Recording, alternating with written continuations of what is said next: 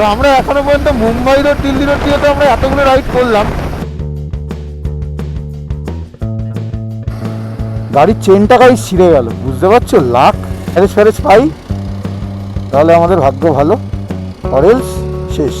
চেনের অবস্থা দেখেছো গাইস? চেন ছিঁড়ে এই অবস্থা। কিন্তু আমরা মায়াপুর যাবোই, তো হাঁটতে পারবে তো কিছুদিন? চলো। ভাগ্য হলে অ্যাক্সিডেন্ট হয়নি আমার। গ্যারেজ আছে সামনে, গ্যারেজ দাদা, গ্যারেজ আছে আশেপাশে কোথাও? গ্যারেজ গ্যারেজ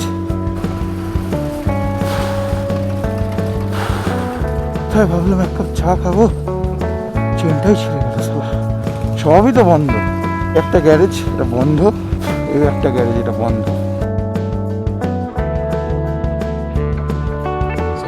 আমাকে দেখতেই পাচ্ছ, আমরা এখন যেতে যেতে কৃষ্ণনগরের আগে একটু জায়গায় দাঁড়ানো। পার্কিংটা কোথায় করলাম ঠিক বুঝতে পারলাম না, ঠিক জায়গায় না ভুল জায়গায়।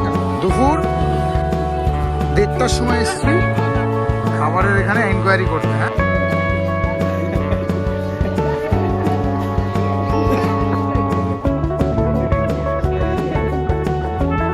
আমরা ঘি নিলাম হচ্ছে গোশালার পাশে যে দোকানগুলো রয়েছে।